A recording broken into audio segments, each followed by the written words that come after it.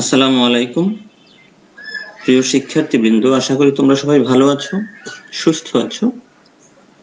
Object oriented programming সাবজেক্টের 11তম live ক্লাসে তোমাদের শুভেচ্ছা জানাচ্ছি।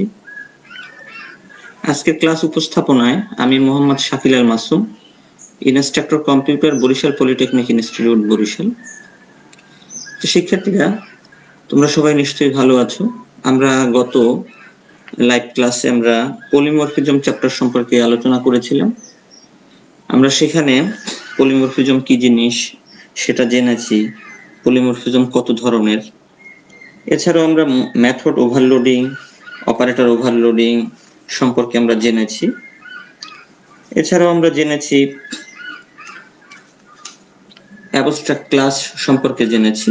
আমাদের যে জিনিসটা বাকি ছিল সেটা ছিল সিল্ড ক্লাস, তার ব্যবহার আজকে আমরা দেখব। ওই অধ্যায়ের এই বাকি অংশটুকু দেখব, তারপরে আমরা আমাদের আজকের যে 11তম অধ্যায় আমাদের সিলেবাসে ইনহেরিটেন্স সম্পর্কে তারপরে আমরা দেখব। তাহলে বন্ধুরা চলো, তো প্রথমেই আমরা দেখি যে আন্ডারস্ট্যান্ড পলিমরফিজম চ্যাপ্টারের সিল্ড ক্লাস কি জিনিস।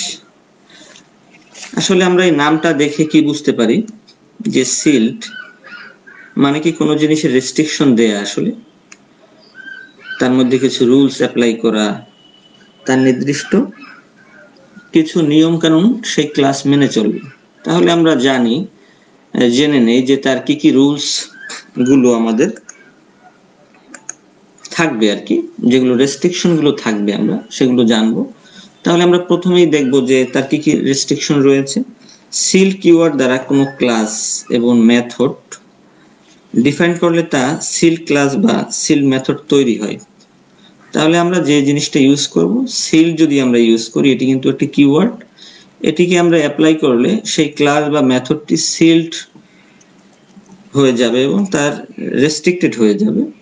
এরপরে আমরা যেটা পারবো, কোনো ক্লাসকে সিল করলে তাকে ইনহেরিট বা ডিরাইভ করা যায় না। যদি আমরা কোনো ক্লাসকে সিল করি তাহলে তাকে ইনহেরিট করা যাবে না বা ডিরাইভ করা যাবে না। আমরা পরবর্তীতে আমরা শিখবো যে ইনহেরিট কি আসলে। এরপরে যদি সিল মেথড তৈরি করি যদি আমরা, তাহলে তাকে ওভাররিডেন করা যায় না।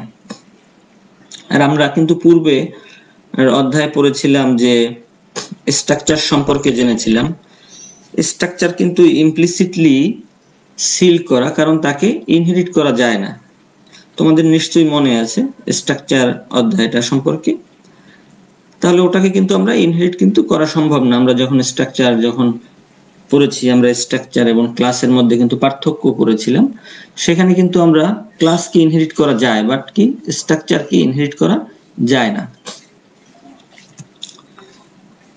সিল ক্লাস ব্যবহার করলে যে তাকে ইনহেরিট করা যায় না, সেই বিষয়টাকেই কিন্তু আমরা দেখব যে আমরা ইনহেরিট করার চেষ্টা করব এই প্রোগ্রামের মাধ্যমে, কিন্তু আমরা কিন্তু সেটাকে ইনহেরিট করতে পারবো না, আমাদেরকে এরর মেসেজ দেখাবে।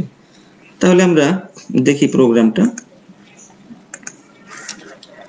আমরা প্রথমেই কিন্তু নিলাম কি, সিল্ড নামে কিওয়ার্ড নিলাম একটি। আমরা শুরুতেই বলেছি যে কোনো ক্লাস বা কোনো মেথডকে পূর্বে যদি সিল্ড লেখা থাকে তাহলে কি হবে, সেটা সিল্ড হয়ে যাবে। ক্লাস নিলাম আমরা, সেটার নাম হচ্ছে অ্যানিমাল, তার মেথড রয়েছে ভয়েড ইট এবং এখানে একটি মেসেজ রয়েছে। তারপরে আরেকটি ক্লাস নিলাম, সেটার নাম হচ্ছে ডগ। আমরা ডগ ক্লাসে বসে অ্যানিমাল ক্লাসকে ইনহেরিট করার চেষ্টা করলাম। আমরা জানি এই সিম্বলের মাধ্যমে ইনহেরিট করা যায়, আমরা একটু পরে আরো বিস্তারিত জানবো এটা সম্পর্কে। এরপরে আবার ডগ ক্লাসের মেথড রয়েছে এই বার্ক, যার একটি মেসেজ সে শো করবে। এরপরে আমরা মেইন মেথডের জন্য মেইন যে ক্লাসটি নিলাম সেটা হচ্ছে টেস্ট সিল্ড। আমরা এজ ইউজুয়াল আগের মতোই সেই পাবলিক স্ট্যাটিক ভয়েড মেইন লিখব। এরপরে আমরা ডগ ক্লাসের অবজেক্ট ডিক্লেয়ার করলাম, তাই না? তাহলে কি হবে, এই অবজেক্টের সাহায্যে আমরা এই ইট মেথডকে কল করব, আবার আমরা বার্ক মেথডকে কল করব। কিন্তু যেহেতু এটা সিল্ড ক্লাস, তাহলে কি এটাকে ইনহেরিট করা যাবে না। তাহলে কি করবে, কম্পাইলার কিন্তু এরর দেখাবে। সেই এররটা কি সেটা দেখার জন্য কিন্তু আমরা এই প্রোগ্রামটি লিখলাম।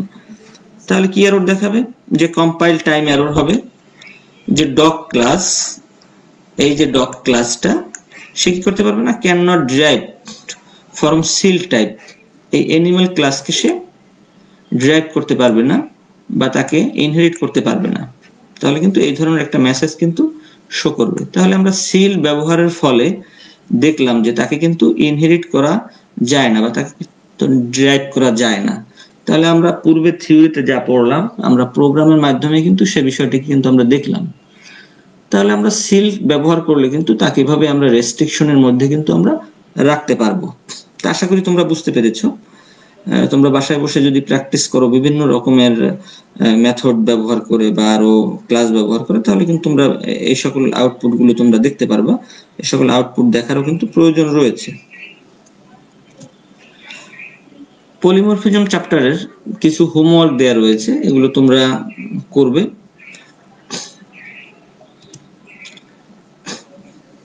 এখন আমি তোমাদেরকে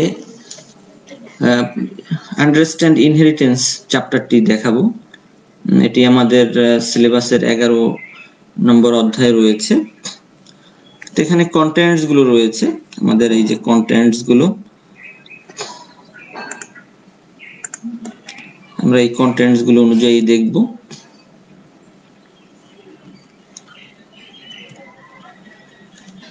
এগারোতম অধ্যায়টা কমপ্লিট করার পরে ইনহেরিটেন্স, তোমরা ইনহেরিটেন্স সম্পর্কে জানবে, ইনহেরিটেন্স কি সেটা বলতে পারবে। এছাড়াও তোমরা ইনহেরিটেন্স কত প্রকার, কি কি ইনহেরিটেন্সের সুবিধাগুলো জানবে। এছাড়াও তোমরা বিভিন্ন ধরনের ইনহেরিটেন্স ব্যবহার করে তোমরা সি# প্রোগ্রাম লিখতে পারবে এবং তোমরা এখান থেকেই জানবে যে বেস ক্লাস কি, ডিরাইভ ক্লাস কি, প্যারেন্ট ক্লাস কি বা চাইল্ড ক্লাস কি। এগুলো সম্পর্কে তোমরা বিস্তারিত তোমাদের ইনহেরিটেন্স সম্পর্কে নলেজ হবে বলে আমি আশা করি। তাহলে আমরা শুরু করি। তো প্রথমেই আমরা যে স্টেট ইনহেরিটেন্সটা কি আসলে সেটা আমাদের জানা দরকার। আমরা যখন এই বইটি যখন আমরা প্রথম অধ্যায় পড়ি, আমরা অবজেক্ট ওরিয়েন্টেড প্রোগ্রামিং কাকে বলে কিন্তু সেটা পড়েছিলাম। অবজেক্ট ওরিয়েন্টেড প্রোগ্রামিং এর গুরুত্বপূর্ণ বৈশিষ্ট্যগুলো কিন্তু পড়েছিলাম আমরা। তাহলে সেই গুরুত্বপূর্ণ একটা বৈশিষ্ট্য হচ্ছে তার কিন্তু ইনহেরিটেন্স অর্থ কি আসলে আমরা যদি আবার একটু চিন্তা করি, সেই প্রথম অধ্যায়ের সেই আমরা সংজ্ঞাটা যদি আমরা চিন্তা করি, ইনহেরিটেন্স শব্দের অর্থ হচ্ছে উত্তরাধিকার সূত্রে পাওয়া। ইনহেরিটেন্স হচ্ছে একটি প্রক্রিয়া যার মাধ্যমে একটি অবজেক্ট প্যারেন্ট অবজেক্টের সকল বৈশিষ্ট্য ও বিহেভিয়ার ধারণ করে, তাকে ইনহেরিটেন্স বলে। বাস্তব জীবনে যদি আমরা চিন্তা করি ইনহেরিটেন্সকে ভালোভাবে বোঝার জন্য, পিতা এবং পুত্র চিন্তা করলে তাহলে কিন্তু আমরা ইনহেরিটেন্সের ধারণা ক্লিয়ার হয়। যেমন পিতার অনেক বৈশিষ্ট্য কিন্তু তার সন্তান ধারণ করে এবং উত্তরাধিকার সূত্রে কিন্তু পিতার অনেক বিষয়, তার অ্যাসেট গুলো, তার বিভিন্ন বৈশিষ্ট্য কিন্তু সন্তান কিন্তু পেয়ে থাকে। এই বিষয়টাকে যদি আমরা মনে মনে চিন্তা করি তাহলে কিন্তু আমরা ইনহেরিটেন্স বুঝতে অনেক সহজ হবে। তো আমরা ইনহেরিটেন্স কেন ব্যবহার করি সেটাও আমাদের জানা দরকার। যখন আমরা কোনো ক্লাস তৈরি করি এবং আমরা যদি চাই ওই ক্লাসের মেথড বা মেম্বার এলিমেন্টকে পুনরায় ব্যবহার হবে এক্সিস্টিং ক্লাস থেকে, এর মাধ্যমে কিন্তু ইনহেরিটেন্সকে বাস্তবায়ন করার সঠিক একটি উপায়। তারপরে আমরা জানবো যে টাইপস, ইনহেরিটেন্স কত প্রকার। ইনহেরিটেন্স 4 প্রকার: single inheritance, multilevel inheritance, multiple inheritance, hierarchical inheritance. এখন আমরা দেখে নেই যে ইনহেরিটেন্স ব্যবহার করার সুবিধা কি। অবশ্যই কোনো একটি বিষয় ব্যবহার করার পূর্বে তার সুবিধা জানা দরকার যে আমরা কেন সেটাকে ব্যবহার করব। প্রথমে কি, অপ্রয়োজনীয় কোডকে কমায় কিন্তু ইনহেরিটেন্স ব্যবহার ফলে, কোডের ব্যবহারযোগ্যতা সরবরাহ করে, কোডের সাইজকে হ্রাস করে এবং কোডের পঠনযোগ্যতা উন্নত করে। এ সকল কোডকে ব্যবহার করার পর সহজে প্যারেন্ট ও চাইল্ড ক্লাসকে ম্যানেজ ও ভাগ করা সম্ভব। ইনহেরিটেন্স ব্যবহারের ফলে আমরা এই সকল সুবিধাগুলো কিন্তু পাচ্ছি। তার কিছু অসুবিধাও রয়েছে, সেটা খুবই সামান্য। যে ইনহেরিটেন্স পদ্ধতিতে বেস ক্লাস ও চাইল্ড ক্লাস খুব টাইটলি মানে শক্তভাবে কিন্তু কাপল করা থাকে। ফলে কি হয়, প্যারেন্ট ক্লাসে যদি কোনো চেঞ্জ করি আমরা বা প্যারেন্ট ক্লাস বা বেস ক্লাসে যদি আমরা কোনো পরিবর্তন করি কোনো কোডের, তাহলে কি হয় সেটার ইফেক্ট কিন্তু চাইল্ড ক্লাসেও কিন্তু সেটার ইফেক্টটা কিন্তু পড়ে। বেসিক স্ট্রাকচার অফ ইনহেরিটেন্স, আমরা যখন ইনহেরিটেন্সটাকে ব্যবহার করব তার স্ট্রাকচারটা কেমন হবে। প্রথমে ক্লাস থাকবে। ক্লাস আমরা জানি যে ক্লাস তো কিওয়ার্ড লিখতেই হবে। প্যারেন্ট ক্লাস বা বেস ক্লাসকেও আমরা প্যারেন্ট ক্লাস বলি। তারপরে কি থাকবে, তার অধীনের কোডগুলো থাকবে এখানে। এরপরে আমরা যখন চাইল্ড ক্লাসকে ডিক্লেয়ার করব, ক্লাস লিখবো, আবার চাইল্ড ক্লাস। এরপরে আমরা এই ইনহেরিট করব এই ক্লোন ব্যবহার করি। আসলে এর মাধ্যমে কিন্তু আমরা কি করি, ইনহেরিট সম্পন্ন করি এই সিম্বলটা ব্যবহারের ফলে কিন্তু। এরপরে কি লিখবো, প্যারেন্ট ক্লাসের নাম লিখবো, মানে এই ক্লাসটি। তাহলে কি হবে, প্যারেন্ট ক্লাসের সকল বৈশিষ্ট্য পেয়ে যাবে চাইল্ড ক্লাস। এরপরে থাকবে কি, চাইল্ড ক্লাসের কোডগুলো থাকবে। এভাবেই কিন্তু আমরা ইনহেরিটেন্সের একটা বেসিক স্ট্রাকচার কিন্তু এটি। আমরা ইনহেরিট করার সময় কিন্তু আমাদের এই স্ট্রাকচারটাকে আমাদের মনে রাখতে হবে যে আমরা ইনহেরিট করলে কোন সিম্বল ব্যবহার করব। প্যারেন্ট ক্লাসকে কিন্তু আমাদের পরে লিখবো, তারপরে আমরা আগে চাইল্ড ক্লাসকে লিখতে হবে, তারপরে এই ক্লোন সিম্বল, তারপরে প্যারেন্ট ক্লাস। এরপরে আমরা দেখব যে describe base and derived class. Base class কি সেটা আমাদের জানা দরকার, ডিরাইভড ক্লাস কি সেটাও আমরা এখান থেকে আমরা জানবো। বেস ক্লাসকে আমরা সুপার ক্লাস বলি, আবার প্যারেন্ট ক্লাসও বলি। কিন্তু তা মূলত কি হয়,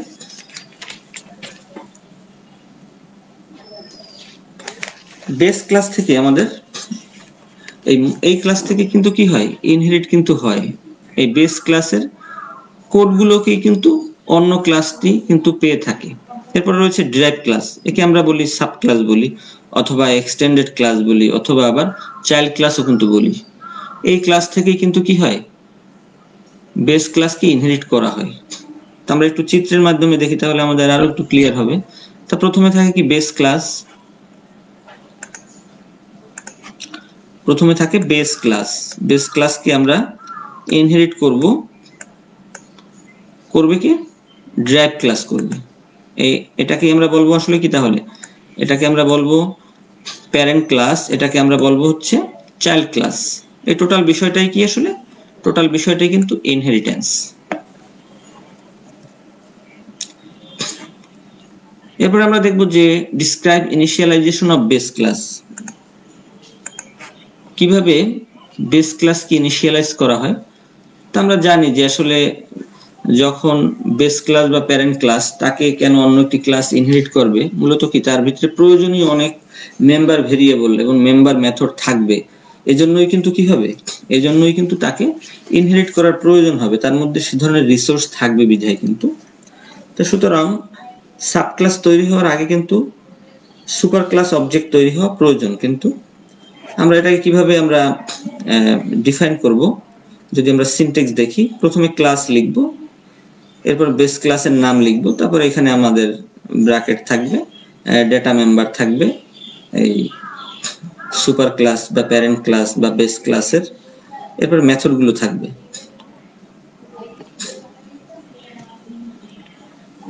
আমরা জানি, এখন আমরা দেখব যে এক্সপ্লেইন সিঙ্গেল ইনহেরিটেন্স সম্পর্কে আমরা জানবো। তো আমরা দেখেছি যে আসলে ইনহেরিটেন্স কয় ধরনের, 4 ধরনের, তাই না। তার প্রথম অংশটি হচ্ছে সিঙ্গেল ইনহেরিটেন্সে কি হয়, একটি বেস ক্লাস থাকে এবং একটি ডিরাইভড ক্লাস থাকে, এবং বেস ক্লাসের বৈশিষ্ট্যগুলোকে ধারণ করে কি ডিরাইভড ক্লাস, মানে প্যারেন্ট ক্লাসের বৈশিষ্ট্যগুলোকে ধারণ করে হচ্ছে চাইল্ড ক্লাস। এই পদ্ধতিটাই হচ্ছে আসলে সিঙ্গেল ইনহেরিটেন্স।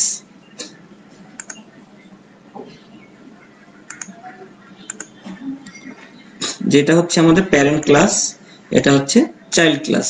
প্যারেন্ট ক্লাস বা বেস ক্লাসের বিভিন্ন ধরনের ফিচারগুলো ইনহেরিট করবে কি, এই ডিরাইভড ক্লাস। এই পদ্ধতিটাই হচ্ছে ইনহেরিটেন্স। তার মানে এখানে থাকবে, একটি থাকবে বেস ক্লাস, একটি থাকবে ডিরাইভড ক্লাস, সিঙ্গেল ইনহেরিটেন্স সম্পন্ন হবে। তো আমরা উদাহরণের মাধ্যমে দেখি ইনহেরিটেন্সটা কিভাবে সম্পন্ন হয়, সিঙ্গেল ইনহেরিটেন্স। এখানে আমি দুটি এক্সাম্পল দিয়েছি। একটি হচ্ছে ডেটা এলিমেন্ট বা ডেটা মেম্বার বা ফিল্ড ব্যবহার করে। তাহলে আমরা একটি ক্লাস নিলাম, এগুলো তো আমরা জানি যে ইউজিং সিস্টেম কেন লিখতে হবে, এগুলো তোমরা জানো। যে পাবলিক ক্লাস এমপ্লয়ি একটি ক্লাস নিলাম, তার যে মেম্বার ভেরিয়েবল রয়েছে সেটার নাম হচ্ছে কি স্যালারি, তার একটি মান দেওয়া রয়েছে। এরপরে আমরা আরেকটি ক্লাস নিলাম প্রোগ্রামার, এরপরে এটাকে আমরা ইনহেরিট করলাম এই সিম্বলের মাধ্যমে। কোন ক্লাসটাকে? এমপ্লয়ি ক্লাসটাকে। তাহলে কি হলো, প্রোগ্রামার ক্লাস এমপ্লয়ি ক্লাসকে কিন্তু ইনহেরিট সম্পন্ন হলো। তাহলে কি হলো, এই যে ডেটা মেম্বারটা কিন্তু অটোমেটিক্যালি কিন্তু এখানে কি চলে আসলো। এরপরে আমরা নিলাম টেস্ট ইনহেরিটেন্স নামে আরেকটি ক্লাস নিলাম। আমরা স্বাভাবিকভাবেই আমরা ভয়েড মেইন লিখলাম। এখন আমরা প্রোগ্রামার ক্লাসের, কোন ক্লাসের আমরা অবজেক্ট ডিক্লেয়ার করব? প্রোগ্রামার ক্লাসের। এজন্য আমরা p1 নিলাম এবং p1 এর মাধ্যমেই আমরা কি করব, এই মেম্বার এলিমেন্টগুলোকে কল করব। তাহলে একবার কল করলাম আমরা p1.salary, তাহলে কিন্তু কি হবে, এই স্যালারিটা কিন্তু কল হবে। যেহেতু স্যালারিটা এখন কোথায় রয়েছে, এখানে কিন্তু রয়েছে। তাহলে আমরা যেহেতু আমরা প্রোগ্রামার ক্লাসের অবজেক্ট নিয়েছি, প্রোগ্রামার ক্লাসের অবজেক্টের মাধ্যমে কিন্তু আমরা স্যালারি এবং বোনাস দুটোকে আমরা দুটি মেম্বারকে কিন্তু অ্যাক্সেস করতে পারি ডটের সাহায্যে। তাহলে কিন্তু আমাদের মেসেজ আসবে স্যালারি, তারপরে আমরা অবজেক্ট ডট মেম্বার এলিমেন্ট, আবার p1 ডট বোনাস। তাহলে আমরা আউটপুটে কি পাবো, স্যালারি এবং বোনাসটাকে আমরা দেখতে পারবো। তাহলে এখানে আমরা কি ইনহেরিট করলাম, আমরা একটি ইনহেরিটেন্স সম্পন্ন করলাম এবং আমরা ডেটা মেম্বারকে আমরা ইনহেরিট করলাম, যে এই মেম্বারটা অটোমেটিক্যালি আমাদের ইনহেরিটেন্সের মাধ্যমে প্রোগ্রামার ক্লাসে চলে আসলো। আমরা প্রোগ্রামার ক্লাসের অবজেক্টকে ডিক্লেয়ার করলাম। এখন আমরা দেখব যে এখানে দেখলাম যে ডেটা মেম্বার বা ফিল্ড, এখন আমরা মেথড নিয়ে মেথডকে আমরা ইনহেরিট করব। অ্যানিমেল ক্লাসে একটি মেথড রয়েছে ইট, এটাকে আমরা ইনহেরিট করতে চাই। আবার একটি ক্লাস নিলাম যার নাম হচ্ছে ডগ। ডগ কি করবে, অ্যানিমেল ক্লাসকে ইনহেরিট করবে। তাহলে এই ক্লোন সিম্বলের মাধ্যমে অ্যানিমেল ক্লাসকে ইনহেরিট করলাম। তাহলে কি হলো, ভয়েড ইট কিন্তু এই মেথডটি কিন্তু কোথায় চলে আসলো, এখানে কিন্তু চলে আসলো। আর এখানে আমাদের রয়েছে ভয়েড বার্ক, তার একটি মেসেজ রয়েছে। তাহলে আমরা নতুন একটি ক্লাস ডিক্লেয়ার করি। এরপরে আমরা কোন ক্লাসের অবজেক্ট ডিক্লেয়ার করব, আমরা ডগ ক্লাসেরই কিন্তু অবজেক্ট ডিক্লেয়ার করব। কারণ কি, ডগ ক্লাসে কিন্তু এখন কি রয়েছে, ইট মেথডও রয়েছে, আবার বার্ক মেথডও রয়েছে। তাহলে আমরা d1.eat যদি আমরা কল করি, তাহলে আমরা কিন্তু আউটপুটে পাবো ইটিং। আবার যখন d1.bark যখন আমরা কল করব, তখন কিন্তু আমরা আউটপুটে পাবো বার্কিং। আমরা এই দুইটাকে কিন্তু আউটপুটে পাচ্ছি। তাহলে আমরা দুটি ভিন্ন ভিন্ন উদাহরণের মাধ্যমে আমরা কিভাবে আমরা ডেটা মেম্বারকে অ্যাক্সেস করা যায়, ইনহেরিট করা যায়, আবার হচ্ছে মেথডকে কিভাবে ইনহেরিট করে সেটা কিন্তু আমরা দেখলাম। এখন আমরা একই সাথে ডেটা মেম্বার বা ফিল্ডও থাকবে, আবার মেথডও থাকবে। একই জিনিস আমরা একটু নতুন ভাবে একটু দেখালাম। তো এখানে আমাদের বেস ক্লাস হচ্ছে ভেরিকেল, এটিকে আমরা প্যারেন্ট ক্লাস বলি। এখানে রয়েছে আমাদের ডেটা মেম্বার রয়েছে ব্রান্ড, আর মেথড রয়েছে এই একটি, তার কিছু মেসেজ রয়েছে। তাহলে আমরা কার ক্লাস কি করবে, এই ভেরিকেলকে ইনহেরিট করবে। এই ভেরিকেলকে ইনহেরিট করলে কি হবে, তার সকল বৈশিষ্ট্য কিন্তু কার ক্লাসে চলে আসবে। তাহলে কি, এই দুটি ডেটা মেম্বার এবং মেথড কিন্তু অটোমেটিক্যালি চলে আসবে কোথায়, এখানে চলে আসবে। আর হচ্ছে কার ক্লাসের নিজের যে ডেটা মেম্বার রয়েছে সেটা হচ্ছে মডেল নাম্বার। তাহলে আমরা নতুন আবার একটি ক্লাস নেই প্রোগ্রাম নামে। তাহলে আমরা কোনটির অবজেক্ট ডিক্লেয়ার করব, আমরা কার ক্লাসের অবশ্যই করব। কারণ কি, কার ক্লাসের মধ্যেই কিন্তু এখন ভেরিকেল ক্লাসের সব বৈশিষ্ট্যগুলো কিন্তু রয়েছে। তাহলে আমরা কার ক্লাসের অবজেক্ট নিলাম মাইকার। এরপর আমরা লিখলাম মাইকার ডট হন্ক, মানে তার এই যে মেথডটিকে আমরা কিন্তু কল করলাম ভেরিকেল ক্লাসের। এরপরে আমরা ব্র্যান্ড এবং মডেল নাম্বারটাকে আমরা কল করব মেথডের অবজেক্টের মাধ্যমে। সেটাকে আমরা সরাসরি আউটপুটে দেখাবো। console.write নিয়ে আমরা লিখলাম mycar.brand। তাহলে কি হবে, এই ব্র্যান্ডটাকে আমরা এই অবজেক্টের মাধ্যমে কল করলাম ডেটা মেম্বারটাকে। এরপরে আবার mycar.dataModel, এটাকে আমরা আবার কল করলাম। তাহলে আমরা আউটপুটে কি পাবো, আউটপুটে প্রথমে পাবো এই মেসেজটি পাবো, তারপরে পাবো হচ্ছে এইটি, তারপরে পাবো আমরা এটি। আমি আউটপুট লিখলাম না। আশা করি তোমরা বাসায় বিভিন্ন আঙ্গিকে এই সকল প্রোগ্রামগুলো করবে এবং প্র্যাকটিস করার চেষ্টা করবে, তাহলে তোমাদের ইনহেরিটেন্সের ধারণাটা কিন্তু ক্লিয়ার হবে। এরপর আমরা দেখবো যে মাল্টি লেভেল ইনহেরিটেন্স। তাহলে কি মাল্টি লেভেল, তার মানে কি তার অনেকগুলো লেভেল রয়েছে। এখানে আমরা এই চিত্রের মাধ্যমে কি দেখতে পাচ্ছি, একটি বেস ক্লাস, এটাকে ইনহেরিট করছে কি ক্লাস বি, আবার বি ক্লাসকে ইনহেরিট করছে সি। কিন্তু তাহলে কয়টা লেভেল সম্পন্ন হচ্ছে, এখানে একটা লেভেল সম্পন্ন হচ্ছে, এজন্যই কিন্তু এটাকে আমরা বলি কি মাল্টি লেভেল ইনহেরিটেন্স। এটাকে আমরা এজন্য বলি মাল্টি লেভেল ইনহেরিটেন্স। যেমন বি ক্লাসের বেস ক্লাস বা প্যারেন্ট ক্লাস হচ্ছে কিন্তু এ, আবার সি ক্লাসের বেস ক্লাস বা প্যারেন্ট ক্লাস কিন্তু কি হচ্ছে বি। তাহলে এটাকে আমরা একটা প্রোগ্রামের মাধ্যমে দেখি, তাহলে আমাদের ধারণাটা আরো অনেক ক্লিয়ার হবে। তাহলে আমাদের সাধারণত কয়টি ক্লাস লাগবে, 3টি ক্লাস কিন্তু ন্যূনতম লাগবে মাল্টি লেভেল ইনহেরিটেন্সকে ইমপ্লিমেন্ট করতে হলে। তাহলে আমরা প্রথমে একটি ক্লাস নিলাম অ্যানিমাল, তারপরে অ্যানিমাল ক্লাসকে ইনহেরিট করবে কে ডগ, অ্যানিমাল ক্লাসকে ইনহেরিট করলো হচ্ছে ডগ এই সিম্বলের মাধ্যমে। তাহলে কি হলো, ইট মেথডটি অটোমেটিক্যালি কি হলো এখানে চলে আসলো। তার মানে কি ডগ মেথডের মধ্যে এখন ইট এবং বার্ক দুটি মেথডই কিন্তু রয়েছে। এরপরে আরেকটি নতুন ক্লাস ডিক্লেয়ার করা হলো বেবি ডগ, সে ইনহেরিট করবে কাকে ডগ ক্লাসকে। তাহলে কি হবে, ডগ ক্লাসকে যদি সে ইনহেরিট করে তাহলে সে কি হবে, ডগ ক্লাসের সকল বৈশিষ্ট্যগুলো কিন্তু এখানে চলে আসবে। তাহলে কি আসবে, তাহলে আলটিমেটলি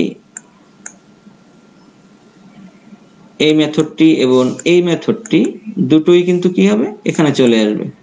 তাহলে এখন বেবি ডগ ক্লাসের মধ্যে এখন ইট মেথড রয়েছে, বার্ক মেথড রয়েছে এবং উইপ মেথড রয়েছে, 3টি মেথড কিন্তু বেবি ডগের মধ্যেই রয়েছে। তাহলে আমরা যে একটি ক্লাস নতুন আবার একটা ডিক্লেয়ার করি ভয়েড মেইন এর জন্য, তো সেখানে আমরা বেবি ডগ, তার জন্য কি করব আমরা, যেহেতু বেবি ডগের মধ্যে এখন কি রয়েছে অ্যানিমাল ডগ সবগুলো মেথডের সবগুলো ক্লাসের মেথডগুলো কিন্তু রয়েছে এবং সেই ইনহেরিটেন্সের মাধ্যমে কিন্তু প্রাপ্ত হয়েছে। তাহলে d1 নামে একটি অবজেক্ট নিলাম, তাহলে d1.eat আমরা লিখতে পারবো, d1.bark লিখতে পারবো, d1.whip আমরা লিখতে পারবো। তাহলে আমরা আউটপুটে কি পাবো, ইটিং পাবো, বার্কিং পাবো, উইপিং পাবো, আমরা এই 3টি মেসেজ কিন্তু পাবো। কিন্তু আমরা শুধুমাত্র কিন্তু আমরা বেবি ডগ ক্লাসের অবজেক্ট শুধুমাত্র ডিক্লেয়ারের মাধ্যমে কিন্তু কল করার মাধ্যমে কিন্তু আমরা এই সকল আউটপুটগুলো কিন্তু পেলাম। তাহলে আশা করি তোমরা বিষয়টি বুঝতে পেরেছো কিভাবে মাল্টি লেভেল ইনহেরিটেন্সকে ইমপ্লিমেন্ট করতে হয়। এরপরে দেখবো আমরা যে মাল্টিপল ইনহেরিটেন্স, আমরা দেখেছিলাম যে ইনহেরিটেন্স 4 ধরনের, তার 3 নম্বরে আমরা দেখেছিলাম যে multiple inheritance. C sharp multiple ইনহেরিটেন্সকে সাপোর্ট করে না, কিন্তু কেন করে না সেটা আমরা দেখব।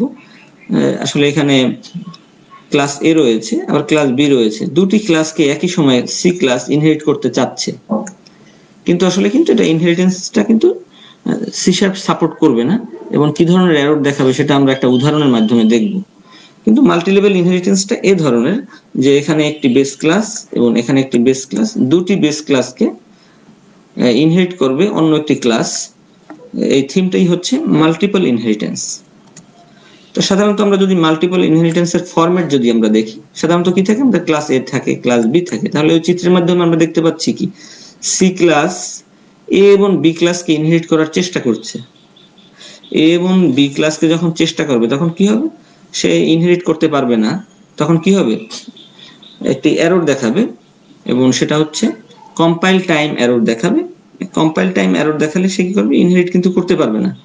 এবং এটা না করার কারণ, এটাকে আমরা কিভাবে ইমপ্লিমেন্ট করতে পারি, যে সি শার্প সরাসরি মাল্টিপল ইনহেরিটেন্সকে সাপোর্ট করে না, কিন্তু ইন্টারফেসের মাধ্যমে মাল্টিপল ইনহেরিটেন্সকে ইমপ্লিমেন্ট করা সম্ভব। আমরা পরবর্তী অধ্যায়ে আমাদের এটা সম্পর্কে বিস্তারিত আলোচনা রয়েছে, আমরা পরবর্তী অধ্যায়ে ইন্টারফেস ব্যবহার করে মাল্টিপল ইনহেরিটেন্সকে আমরা ইমপ্লিমেন্ট করব এবং সেটাকে আমরা শিখব। আমাদের আরেকটি ইনহেরিটেন্স রয়েছে হায়ারার্কিক্যাল ইনহেরিটেন্স। এখানে একটি বেস ক্লাসকে অনেকগুলো ক্লাস ড্রেভ ক্লাস তাকে ইনহেরিট করবে। যেমন এখানে আমি একটি উদাহরণের মাধ্যমে দেখিয়েছি যে আমাদের বেস ক্লাস রয়েছে স্টুডেন্ট, সেই স্টুডেন্ট ক্লাসকে ইনহেরিট করছে আর্টস, সায়েন্স, কমার্স, 3টি ক্লাস। তার মানে একটি ক্লাসকে অনেকগুলো ক্লাস যদি ইনহেরিট করে তাকে আসলে আমরা হায়ারার্কিক্যাল ইনহেরিটেন্স বলতে পারি। এবং সি শার্প হায়ারার্কিক্যাল ইনহেরিটেন্সকে সাপোর্ট করে। তো আমরা এই উদাহরণটাকেই আমরা এই চিত্রে যেভাবে আমি লিখেছি যে student class, arts class, science, commerce, এটাকেই আসলে একটা উদাহরণের মাধ্যমে তোমাদেরকে এখন দেখাবো, তাহলে তোমাদের হায়ারার্কিক্যাল ইনহেরিটেন্স এর ধারণাটা ক্লিয়ার হবে। তাহলে আমাদের মূল ক্লাস রয়েছে কি স্টুডেন্ট, তার একটি মেথড রয়েছে ভয়েড পেইন্ট এবং তার একটি মেসেজ রয়েছে যে দিস স্টুডেন্ট। তাহলে আর্টস স্টুডেন্টস আরটি ক্লাস, সে কি করবে স্টুডেন্ট ক্লাসকে ইনহেরিট করবে। তাহলে কি হলো এই কনসোল ভয়েড পেইন্ট এই মেথডটি কি হলো ভয়েড পেইন্ট এটা কিন্তু অটোমেটিক্যালি কিন্তু কি হলো এখানে চলে আসলো। তাহলে আর্টস স্টুডেন্ট তার এই ক্লাসের মেথড থাকলো কয়টি ভয়েড পেইন্ট এবং ভয়েড পেইন্ট 1 দুটি কিন্তু মেথড এখন সে ধারণ করছে। এরপর আবার সায়েন্স স্টুডেন্ট সেও কিন্তু কি করছে স্টুডেন্ট ক্লাসকে ইনহেরিট করছে। তার মধ্যেও কি হচ্ছে এই মেথডটি কিন্তু আবার কি এখানেও কিন্তু আসছে যে ভয়েড পেইন্ট। তাহলে তার সায়েন্স স্টুডেন্টের মেথড থাকছে কয়টি ভয়েড পেইন্ট এবং ভয়েড পেইন্ট 2 দুটি মেথডকে কিন্তু সে ধারণ করছে। এরপর রয়েছে কমার্স স্টুডেন্ট, সেও কিন্তু স্টুডেন্ট ক্লাসকে কি করছে ইনহেরিট করছে। তাহলে তার মধ্যেও কি আসছে এই পেইন্ট মেথডটি কিন্তু চলে আসছে, প্রিন্ট মেথডটি। তাহলে এর মধ্যেও কি দুটি মেথড থাকছে। তাহলে এখানে থাকছে প্রিন্ট 1, এখানে থাকছে প্রিন্ট 2, এখানে থাকছে প্রিন্ট 3। তার মানে প্রিন্ট মেথডটি কিন্তু এখন সবগুলো ক্লাসের মধ্যে কিন্তু বিদ্যমান রয়েছে হায়ারার্কিক্যাল ইনহেরিটেন্সের মাধ্যমে। এখন আমরা অবজেক্ট ডিক্লেয়ার করি। প্রথমে আর্টস স্টুডেন্টের অবজেক্ট ডিক্লেয়ার করি এস নামে, এরপরে সায়েন্স স্টুডেন্টদের জন্য একটি এসএস নামে একটি অবজেক্ট ডিক্লেয়ার করলাম, এবার কমার্স স্টুডেন্টের জন্য সিএস নামে অবজেক্ট ডিক্লেয়ার করলাম। তাহলে আমরা জানি যে প্রিন্ট মেথডটি কিন্তু সবার রয়েছে। তাহলে এস সায়েন্স আর্টস স্টুডেন্টের ক্লাসের এই দুটি মেথডকে আমরা অবজেক্টের মাধ্যমে কল করলাম। তাহলে আমরা কি পাবো আমরা আউটপুটে কিন্তু পাবো দিস স্টুডেন্ট পাবো আমরা। এরপরে পাবো আমরা is arts student, is art student. এরপরে আবার পরবর্তী সায়েন্স স্টুডেন্টের জন্য এই অবজেক্টের মাধ্যমে যদি আমরা কল করি তাহলে আমরা পাবো এই মেসেজটি আমরা পাবো। যেহেতু আমরা স্ল্যাশ এন ব্যবহার করি না তাই কিন্তু আমাদের একই লাইনে দেখাবে console.writeLine, কিন্তু দুটি মেসেজ কিন্তু একই লাইনে কিন্তু শো করছে। এরপরে আবার কমার্স স্টুডেন্টের যে অবজেক্ট সিএস তার মাধ্যমে আমরা কল করলাম প্রিন্ট এবং প্রিন্ট 3 কে। তাহলে আমরা আউটপুটে আমরা পাবো this student is commerce student. আশা করি তোমরা হায়ারার্কিক্যাল ইনহেরিটেন্সের ধারণাটা তোমাদের ক্লিয়ার হয়েছে। তোমরা আশা করি পারবে এই সকল বিষয়গুলো। তোমাদের কিছু হোমওয়ার্ক দেওয়া রয়েছে, তোমরা বাসায় বসে এই অধ্যায়টি পড়ার পরে কমপ্লিট করার পরে তোমরা এই হোমওয়ার্কটি তোমরা করবে। তোমাদের যদি কোনো প্রশ্ন থাকে তাহলে তোমরা আমাকে ইনবক্স করতে পারো বা মেইল করতে পারো। আর তোমরা ইনহেরিটেন্স অধ্যায় বা পূর্বের পলিমরফিজম অধ্যায় এছাড়াও আমরা যে সকল অধ্যায়গুলো গুরুত্বপূর্ণ পড়িয়েছি এই সকল অধ্যায়গুলো তোমরা বাড়িতে বসে প্র্যাকটিস করবে। আমরা যদি বেশি বেশি প্র্যাকটিস করি তাহলে কিন্তু আমরা এই সকল বিষয়গুলো সম্পর্কে জানতে পারবো। যেহেতু আমরা থিওরিতে আমরা কনসোল মোডে লিখছি তাহলে আমরা এই সকল অ্যাপ্লিকেশন গুলো কিন্তু বিভিন্ন ধরনের কিন্তু প্রোগ্রামগুলো বইতে যেগুলো দেয়া রয়েছে বা আমি তোমাদেরকে যে সকল উদাহরণগুলো দেখিয়েছি এগুলো তোমরা বাড়িতে বসে প্র্যাকটিস করলে কিন্তু তোমাদের ধারণা ক্লিয়ার হবে। তোমরা এছাড়াও তোমরা ইন্টারনেট থেকে বিভিন্ন ধরনের সমস্যাগুলো কিন্তু সমাধান কিন্তু করতে পারো। কারণ প্রোগ্রামিং এ যদি তোমরা দক্ষ হতে পারো তাহলে কিন্তু তোমরা নিজের কর্মসংস্থান কিন্তু নিজেরাই তৈরি করতে পারবে বলে আমি আশা করি। তোমরা যদি এই ভিডিওটি পুনরায় দেখতে চাও তাহলে skills.gov.bd এই ওয়েবসাইটে যাবে। এছাড়াও দক্ষতা বাতায়নের ফেসবুক পেজেও তোমরা এটি দেখতে পারবে। তো আশা করি তোমরা সবাই ভালো থাকবে, সুস্থ থাকবে, তোমাদের সুস্বাস্থ্য কামনা করছি। ধন্যবাদ সবাইকে।